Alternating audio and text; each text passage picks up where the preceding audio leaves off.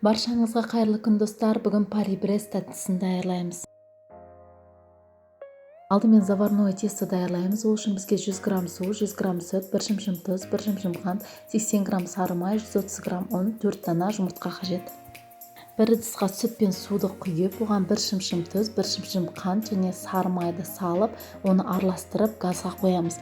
Газға қойып қайнағанға дейін жеткіземіз. Осы сұйықтығымыз қайнаған уақытта сары майдың барлығы еріп кетеді. Содан соң ұнымызды барлығын бір-ақ қосып аламыз. Лопаткамен біркелкі массаға айналғанша жақсылап араластырамыз.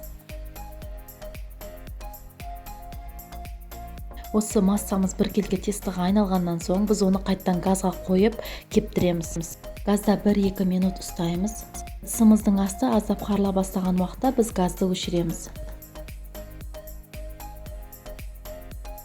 Осы заварное тестомызды миксермен араластырып суытып аламыз. Суыған тестоға жұмыртқаларымызды біртіндеп отырып қосамыз. Бір жұмыртқаны қосамыз, содан соң миксермен жақсылап араластырамыз.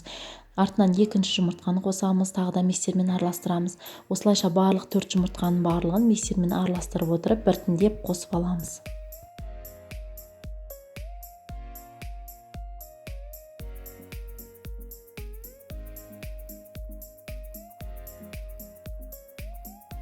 Дайын болған қоймалжың тестомыз лопаткамен көтерген уақытта ақырын ағып отыруы тиіс. Кондитерлік мешоктың басына насадка салып, оған осы тестомызды құйып аламыз. Содан соң тестомызды 2 сағатқа холодильникке салып қоямыз. Холодильникте тұрған заварное тесто пирожныйымызды жасаған уақытта өз формасын өте жақсы ұстайды. 2 сағаттан соң противень үстіне пергамент қағазын немесе тефлонға коврикті төсеп, оның үстіне осы пирожныйларымызды жасап шығамыз. Мен пирожныйды 200 градуста қызып тұрған пеште жарты сағат пісірдім. Барлығы духовкаға байланысты, сондықтан кейбір духовкалар 180 градуста өте қатты қызады. Сондықтан егер де сіздің духовкаңыз 180 градуста өте жақсы қызатын болса, онда 180 градуста 30 минут пісіресіз. Бұл пирожныйымыз пісіп жатқан уақытта духовканы ашуға болмайды. Өйткені пирожный басылып қалуы мүмкін. Крем даярлаймыз. Ол үшін 110 грамм сливкеге 150 грамм молочный шоколадты қосып араластырамыз. Газға қойып, араластырып отырып, шоколадымызды ертіп аламыз. Бірақ сливкені қайнатпаймыз. Содан соң блендермен немесе лопаткамен шоколад әбден ерігенге дейін араластырып аламыз. Шоколадты бір ыдысқа құйып, оның бетін пищевая пленкамен жауып, оны 6 сағатқа холодильникке салып қоямыз.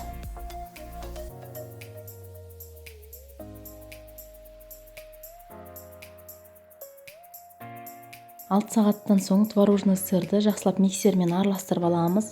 Содан соң осыған шоколадты массамызды қосып, миксермен араластырамыз. Осы массамызға қалған 110 грамм сливкемізді құйып, тағы да миксермен жақсылап араластырамыз. Мен осы шоколадты кремге арахисті үгітіп алып қостым.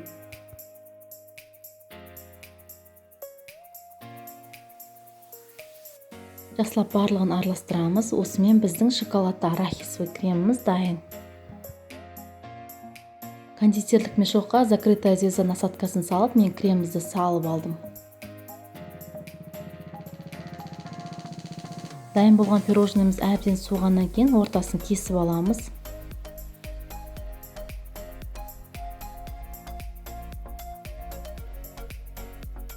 Кремімізді пирожныйдың ортасына сығып жағып шығамыз.